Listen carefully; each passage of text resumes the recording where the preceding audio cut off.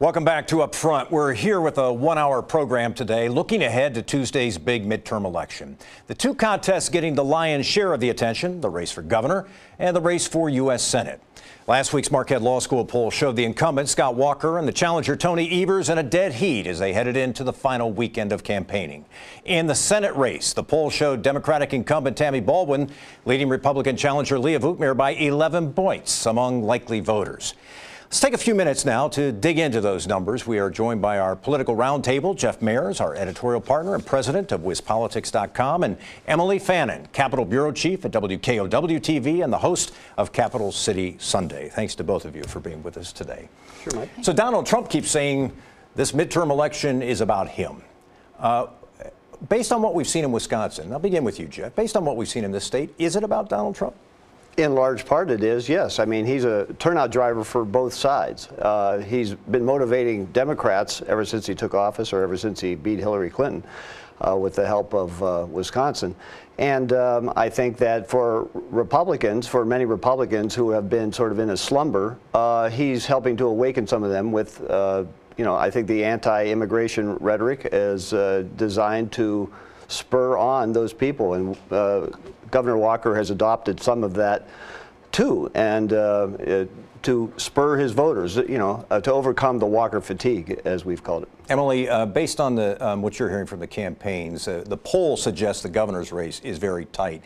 Is that how the campaigns see it at this moment in time? Yeah, I talked to both campaigns earlier in the week, and they both know it's going to be a toss-up. When people talk about this race, I think if you really look at it, it's handing someone a quarter and flipping it, heads or tails. It's going to toss up. I think both sides know it, and it's really going to come down to what they do, 2 days before the election. How are they going to persuade voters, and how are they going to get those independent voters? Because I think both sides really need to energize that base, because that can determine this governor's race. Yeah, Jeff, we hear some talk in this election cycle about Democrats being somewhat more enthusiastic, but we also hear in election cycles in Wisconsin that the Republican get-out-the-vote machine is pretty good. Are we going to see sort of a challenge in this election cycle where you've got the Democrats hoping their enthusiasm carries them and the Republicans hoping they do what they've done in past elections? Yeah, the Republican turnout machine is very, very good, but passion and anger can often overcome infrastructure like that. But on top of that, National Democrats are invested in this race, and so they're doing things sort of like what they did in the Obama years, in the Obama victories here, the type of turnout mechanisms, the type of targeting. A lot of targeting in Milwaukee Central City we're seeing. Yeah. Yes, and the visit by President Obama was certainly designed to do that. The things that didn't happen, or they're trying to make up for what didn't happen in 2016. You can also get the sense that more people are energized, not particularly any side, but absentee ballots are, on track to start breaking some records. And some are even estimating, some pollsters are estimating that's going to have a turnout close to a presidential election, which is very unlikely for a midterm. I want to talk to you both about the U.S. Senate race. And the numbers in the poll suggest that race, there's more of a gap between Leah Vukmir and Tammy Baldwin. Are there people talking about why that might be? What's going on there? Why aren't Republicans, apparently, or independent voters, maybe more specifically, why aren't they doing the same thing they do for Governor Walker? Why aren't they going to Leah Vukmir? Well, Tammy Baldwin had a huge money advantage over Vukmir. Tammy Baldwin is also a statewide presence, and Leah Vukmir, this is her first time People don't running know state statewide legislators as much as legislators might think they do. Well, yeah, of course. And so, but Tammy, Republicans acknowledge Tammy Baldwin and her campaign skill too, in the money raising, in the way the ads are presented, the way the issues are presented. They give her very high marks.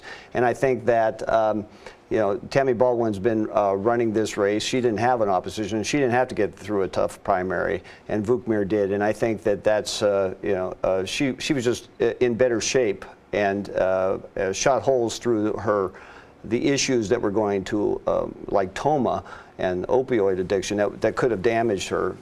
She was very skillful in mitigating that right away.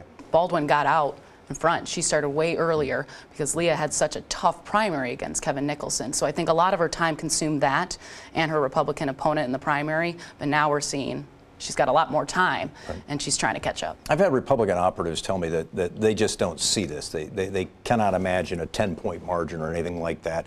And they use the example, they say in 2016 there were a lot of people who thought that there wouldn't be as many votes cast for Donald Trump as there were for Ron Johnson. At the end of the day, yes, he didn't perform as well as Ron Johnson, but he still performed pretty well. A lot of those voters came home. People see that happening again in this race?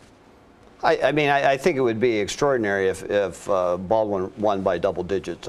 No Republicans that I'm talking to are predicting that Leah Vukmir is going to win, but I don't think a double-digit margin, I think, would be extraordinary. All right, let's take a break, and when we come back, we'll talk about the race for Attorney General. One candidate waited until late in the campaign to introduce himself to voters.